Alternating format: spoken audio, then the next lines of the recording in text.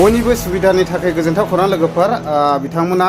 ओंखामबो खुरगोन फोसाबस्रांगोनबो बेबायदिनो हाबाफ्राव हिन्जाव गोदान मोसानानै बरायनांगौब्लाबो मोसानानै बरायगोन बेजों लोगोसे माइबो गायगोन माइबो हागोन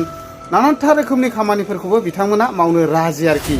दा बिथांमोना सोर बबेनि मा टीम मा ग्रुप आं नोंथांमोननि भिडिअनि गेजेरजों लाबोगासिनो दङ नोंथांमोना भिडिअखौल' जोबजासे नायलां अब्लानो गासैखौबो मिथिलांजोबगोन ओमफ्राय बेजों लोगोसे नांगौबाथाय प्रयजन जायोबाथाय डाइरेक्ट कल खालामदो बिथांमोनजोंहाय जगाजग लानानैहाय इनभाइट खालामनानै लाबोनो हागोन आरोखि भिडिअखौ नायलांदो गोबाव खालामालासिनो बिथांनि चेनेलनि नायगिरि बिथांमोनखौ जों गोजोननाय जासिहरबाय जोंनि चिरां जिल्ला क'क्राझार BCTC सिङाव थानाय आइफवालि बिमा केटारिं ग्रुप दानाय जाबाय दिनैनिफ्राय नोंथांमोननो सोरनोबाफोर नांगौ जायोबा जोंनि बे बिमा माहारिफोरनि ग्रुप दानायखौ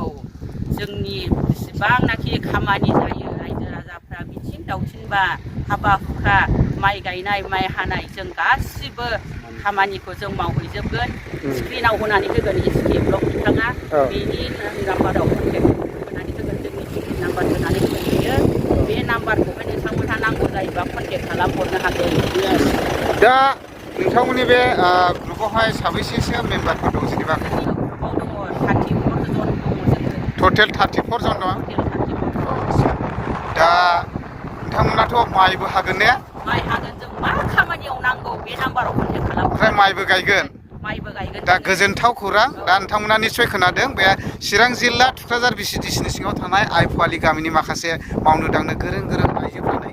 एक्टिभ मावनो दांनो गोरों आइजोफ्रा दिनैनिफ्राय माने बिमा केटारिं ग्रुप दानाय जाहैबाय दा सोरनोबाफोर जुदि नांगौ जायोब्ला नोंथांमोना हाबाफ्राव मिथिं दावथिंफ्राव एबा जायखिजाया प्रग्रामा जाया मानो एबा खामानि मावनायफ्रावबो जुदि प्रयजन जायोब्ला नैबे दिनैनिफ्राय केटारिं ग्रुप दानाय जाहैबाय बिथांमोना जगाजग लाहरनो हागोन जाहाथे नोंथांमोननि खामानिया सप्तासे लानायनि खामानिखौ बिथांमोना सानसेयावनो मावनानै फोजोबनो हागोन नंगौ दा बयबो रेडि जोबखानाय मावनो ओरैबायदि एक्सपार्टजों मावनो नांगौ दा माथो मोखां नायबावखो नोंथांमोननि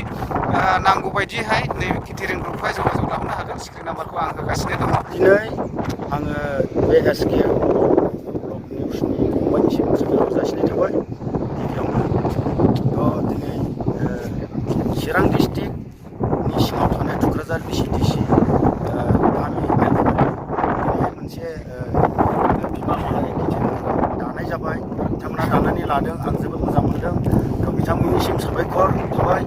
बिथांमोनखौ प्रयजन जायोब्ला बयबो बिथांमोनखौ लांफैनो हागोन मेल मिटिं हाबा हुखा गायनाय फुनाय सब किसुआवनो बिथांमोना एक्सपार्ट जोब बिथांमोना दिनैहाय बेखौ दानानै लाबाय बेनिखायनो रायजो राजाफोरनो सोरनोबा गोनांथि जायोब्ला बिथांमोनखौ लांफैनो हागोन